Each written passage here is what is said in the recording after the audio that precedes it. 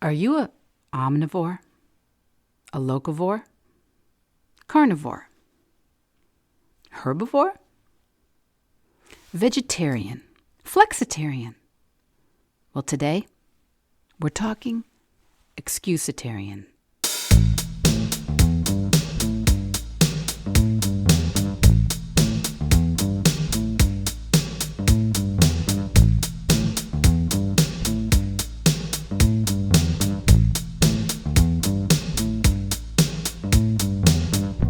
Welcome to Vedge Your Best, the plant-based podcast. My name's Michelle Olander. I'm a certified life coach, a practicing vegan, and I'm here to try and convince you to show up, eat more plants, and not wait a single second longer to set an impossible goal. Episode 4, where we find out if you are a practicing Excusitarian.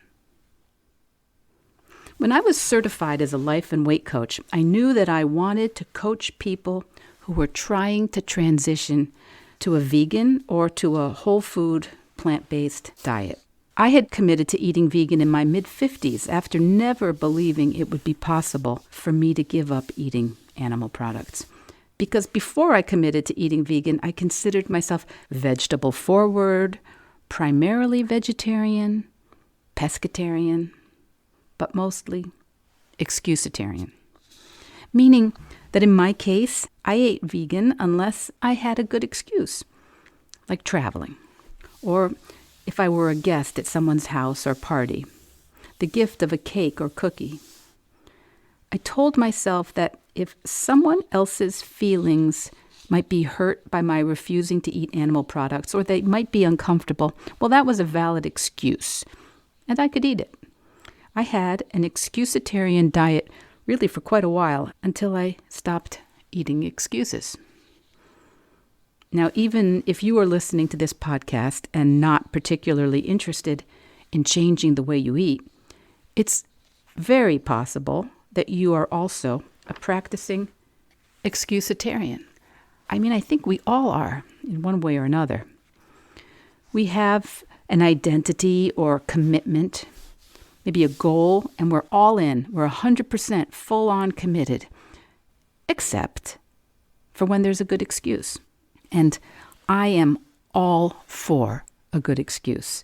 And as a life coach, I'm not here to judge any of your excuses. If you like your excuse, I love it. But if your excuses are standing in the way of your goals, your integrity with yourself, your self-trust, if excuses are getting in the way of your values or your relationships, then coaching can help you see what thoughts and feelings are fueling those excuses. If an excuse keeps coming up for you as a problem, it's just a thought that you keep telling yourself. Think about some of your excuses. They're probably a lot like mine were. They'll be so annoyed. It's easier just to do it myself. I don't have enough information. I need to look into it. I work so hard. I deserve it. Okay, what's another one? I'm just trying to get through this week. It will take too long. I have a family. I don't have a family. No one is going to take me seriously. It's no big deal. I have a million of them. The list of excuses is literally endless. Did I touch on one of your go-to excuses? Think about it for a quick second. What's your favorite excuse? I have one in particular that I have practiced for decades. My time is not my own.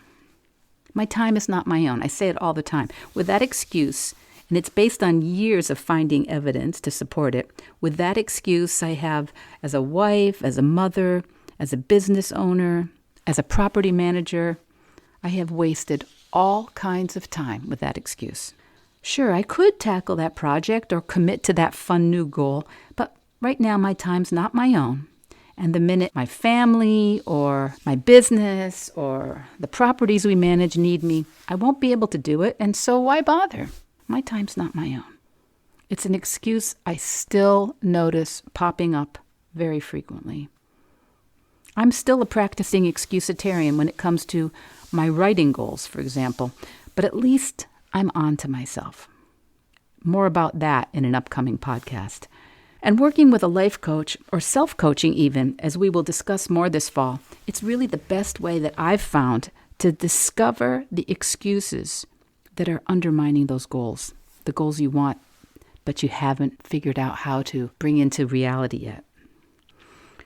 Excuses you also often think are really just true until you try saying them out loud. Excuses, creating self-doubt, sabotaging your results. And in the meantime, if you're a practicing Excusitarian, ask yourself what the thought is that comes up repeatedly when you find yourself bailing on yourself, when you find yourself not following through. Usually it sounds something like, well, I would, but put your excuse here. Well, I wanted to, but put your excuse here. Practice noticing the excuses.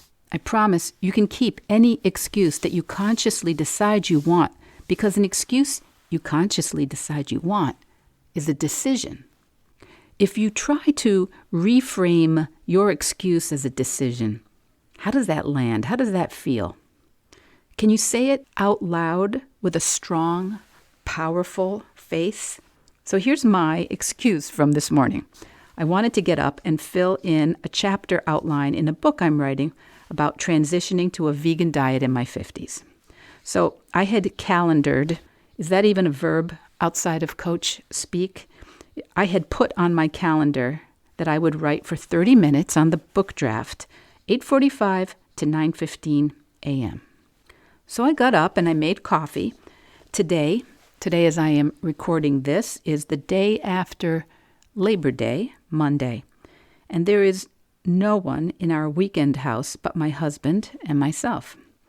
And I noticed that we had washed all the sofa covers and left them to dry in the living room, and that they really should go outside in the sunshine to finish drying. Otherwise, they would still be damp before we left to go home.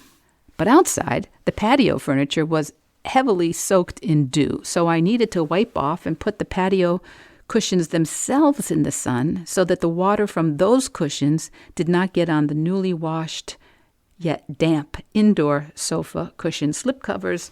Well, anyway, it just seemed the responsible, careful, thoughtful, reasonable, true thing to do, to take good care of those cushions, the patio furniture and the slipcovers. I had a good excuse, and it took about 45 minutes, and now I have completely used up my writing time, the writing time I committed to on Monday morning when I was setting up my weekly schedule. You know, I have clients to meet with. Well, it's never a problem to meet with them because it's a commitment I make very seriously to someone else. It's just a calendar entry with a client's name on it instead of a calendar entry that says book draft chapter 5B. Anyone else relate to that? They're both just words on a calendar. The calendar entry with a client's name on it would never be ignored because I thought I needed to dry the patio furniture. Never. The other? Well, one would never know if I dried the slipcovers instead of sitting down and fleshing out the rough draft of Chapter 5B. No one would ever know except me. And now you, of course.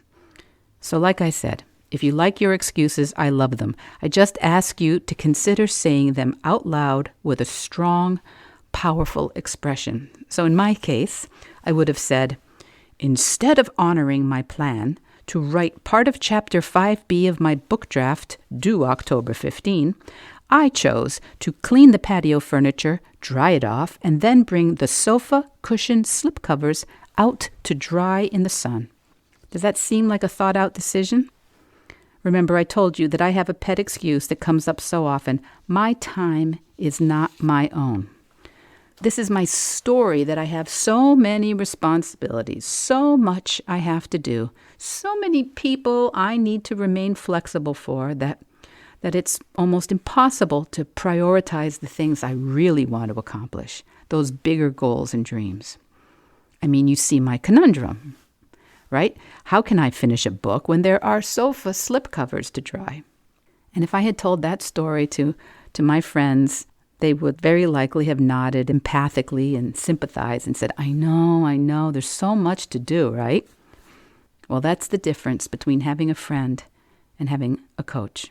Because a coach will not believe your story. A coach will ask you about your story. And a coach will ask you why you're choosing to believe your story. Because that's what an excuse is. It's a story. Usually it's a story you don't really want to examine all that closely. Excuses are stories that usually do not have words like I chose or I decided.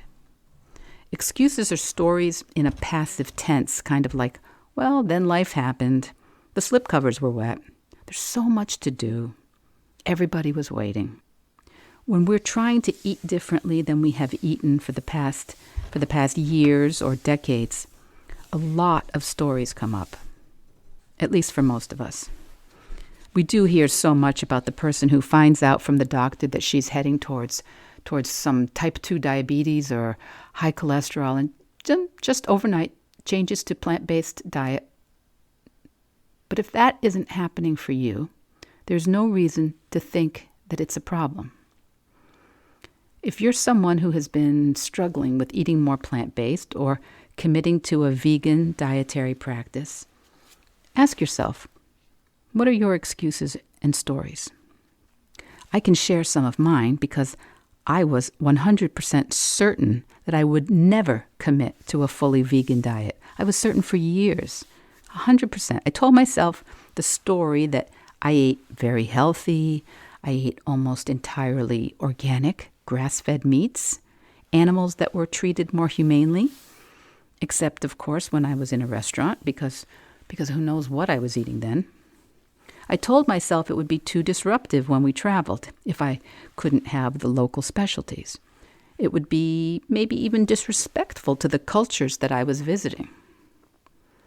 I told myself that I had already consumed so many animals. What difference would it really mean to the agricultural industry?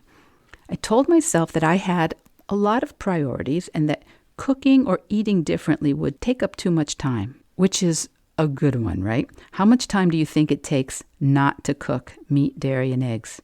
So simple. You just cook and eat everything else. But I had another story or excuse that I would have to learn to cook all kinds of new things. It would just be too much. None of it was true. But it popped into my head all the time like it was true. You know, I had an identity as a child that it was good manners to just eat what you're given and be grateful for it. Probably the biggest excuse I had was that I wasn't comfortable asking for things to be done just my way. It seemed demanding. It seemed impolite. And my general way in the world is to try and just get along most of the time. It is possible my brother has a different viewpoint on my personality, but I don't really like a lot of examination or being questioned about why I'm doing something. And I'm an introvert. So generally being the center of attention is uncomfortable for me. You know, my husband and I were married at the mayor's office on Block Island, Rhode Island. There was no question. I did not want a wedding. The whole idea of being a bride, center of attention, was impossible for me. So there was that excuse. Being plant-based, asking for a vegan meal in restaurants without such an option on the menu, it just seemed completely impossible for someone with my personality. That was a big excuse I had, and it seemed very real. It seemed very true. It took practice. It took noticing the excuses and asking myself, well, if I didn't have that excuse, what would I do? Or what if I do ask for something and the waiter is unpleasant or unhelpful? So what? And I won't tell you that it hasn't happened. It has. And it really isn't a big deal. So all this to tell you that my excusitarianism is no longer really an issue for me in terms of how I eat. I do not eat animal products for ethical, environmental, and health reasons. But excusitarianism doesn't just go away. As I tried to illustrate with this morning's excuse to dry the patio and the slipcovers instead of doing the writing I had specifically scheduled to stay on track, excuses still hijack my attention and focus all the time. It's a practice of noticing what didn't go the way I planned or hoped and looking for the reasons, looking for what got in the way. And what gets in the way is always a thought. Is that thought a decision? Is it a choice? Or is that thought an excuse?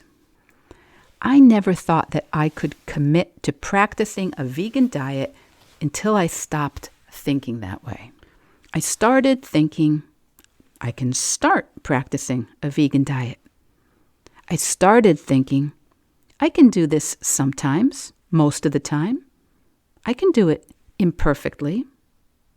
I started thinking, I can see how it goes when we travel.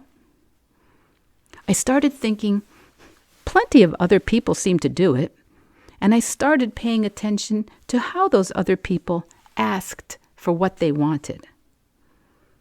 I started thinking, some people might be annoyed, but I'm probably already annoying them. I started thinking I may sometimes miss out on some cultural foods, but I sure as heck don't miss out on most of the culture when I travel. That is my favorite part of travel, the history, the geography, the architecture, and the art.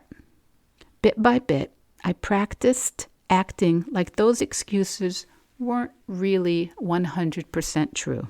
Because, spoiler alert, excuses aren't true. We make them up, like all the rest of the thoughts we have. And we can still make them up. I still have excuses. This one came up recently. This excuse, it's rude to talk politics over dinner with people you don't know very well. That's not true in any kind of cosmic sense of true. It's just a thought some people made up, and it's an excuse I am super happy to hold on to when the occasion arises. So if you have excuses or thoughts that you are consciously choosing, that is as it should be. But if you have excuses that don't seem conscious, that don't seem to make sense when you say them out loud as a deliberate choice, that's where self-coaching or working with a life coach can be very illuminating. And if avoiding or eliminating animal products from your diet brings up a bunch of thoughts like, it's too hard, I'm too old to change how I eat, it seems extreme, I don't even know any vegetarians, everyone's going to make fun of me, I'm too busy, I don't know how to do that. I just want you to know that those are excuses that can easily be overcome with just a little bit of self-inquiry, a little bit of thought work. We will talk a lot more about thought work, about managing our minds when we're trying to accomplish something. Because if you're thinking the excuse or thought that you don't know what you would eat if you gave up meat, well, then you don't really create any movement. Your actions don't change much. Your thoughts don't expand. But when you notice that you could also think, I guess I could choose something without meat today, well, it opens up a little bit of wiggle room. It allows some other choices to bubble up. And maybe you notice some options. Maybe you don't. But the world opens up and presents itself just a little more fully when you open up your thoughts. We will definitely talk all about this in an upcoming episode, probably lots of them, because this is exactly what I do with my coaching clients when they're trying to make changes in the way they eat or in the way they do anything, because we are all practicing excusitarians. So if there is any area in your life where you think you might not be showing up or taking action the way you want to, ask yourself, what excuses do you come up with? I would love it if you would email me some of your favorites, or at least your most common excuses, so we can do an episode on them in a few weeks. If you have questions or topics that you'd like covered on an upcoming Vedge Your Best podcast, please use the link in the show notes to email me at michelleolandercoaching.com. You can also find me on Instagram and on Facebook at Vedge Your Best. And if you're curious how working with a coach can help you with your excusitarianism and your plant-based goals, schedule a free mini session. The link is in the show notes. Vedge Your Best podcast production, music, and editing by Charlie Weinshank. Thanks, Charlie. Before you go, it would mean so much to me and the Vedge Your Best team if you would hit subscribe, leave us a 5-star review, or share with someone you think might be interested. Something about algorithms, it helps bump us up a little in the rankings, and that's the best way to help others find the podcast and for us to find our audience. So, until next week, make it easy and veg your best.